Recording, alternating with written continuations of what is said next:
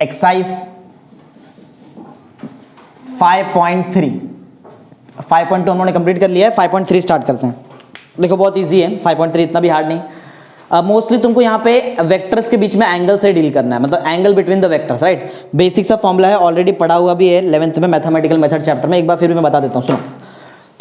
अगर समझो हमारे पास एक वेक्टर, ये एक वेक्टर है और सेकेंड वेक्टर ये है, ऐसा दो वेक्टर हमारे पास है, राइट।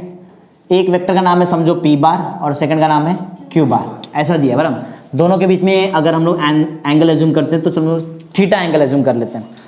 तो अगर मुझे डॉट प्रोडक्ट याद है सबको, डॉट प्रोडक्ट क्रॉस प्रोडक्ट किया है हम लोग ने, राइट।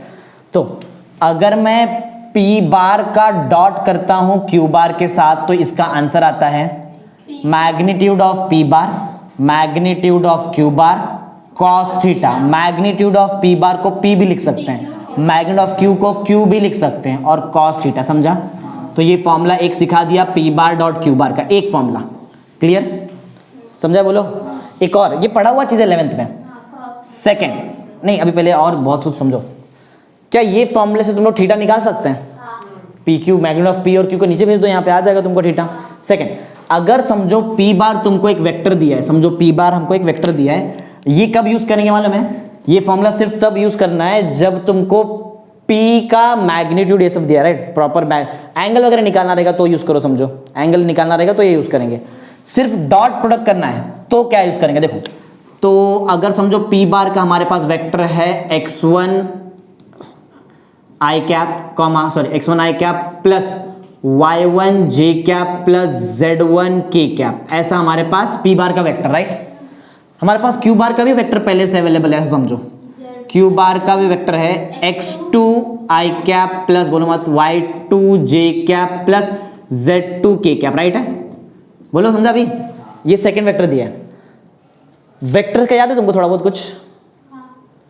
वेक्टर में डॉट कैसे करते हैं मालूम है? देखो अगर तुमको वेक्टर दिया है तो ये मालूम है, ये डॉट कभी जब तुमको एंगल दिया रहेगा तो ये यूज करते हैं, याद रखना। ये पहला फॉर्मूला सिर्फ एंगल के लिए यूज होने वाला है और कहीं नहीं यूज कर सकते हैं।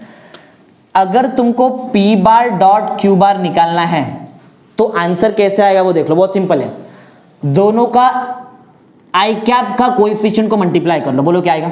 x1 x2 प्लस आई कैप नहीं, डॉट प्रोडक्ट का आंसर हमेशा स्केलर आता है। डॉट प्रोडक्ट को इसके लिए स्केलर प्रोडक्ट भी बोलते हैं, पढ़ा है ना 11th में। कभी भी डॉट प्रोडक्ट का आंसर में आई कैप जे कैप के कैप नहीं दिखने वाला तुमको, समझा, क्योंकि डॉट प्रोडक्ट का दूसरा नाम ही है स्केलर। स्केलर मतलब नंबर, आंसर नंबर आएगा हमेशा। तो दोनों का x वाला याद है, आई कैप का कोएफिशिएंट मल्टीप्लाई कर लिया प्लस जे कैप का कोएफिशिएंट मल्टीप्लाई करो, बोलो y1 y2 समझा प्लस z1 z2, समझ में आ रहा है? बोलो मैं तुमको बेसिक सिखा रहा हूँ डॉट प्रोडक्ट का, बेसिक, अभी तक एक्सरसाइज चालू नहीं किया मैंने। ये आएगा तो तुमको एक्सरसाइज आएगा, ऐसे समझो।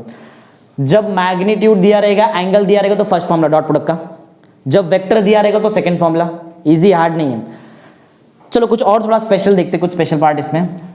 अगर दो सेम वेक्टर का मैं डॉट प्रोडक्ट कर रहा हूं, दो सेम वेक्टर का डॉट प्रोडक्ट, बहुत बार एक्सरसाइज में आएगा, तो ये फॉर्मूला के हिसाब से बताओ क्या आंसर आएगा?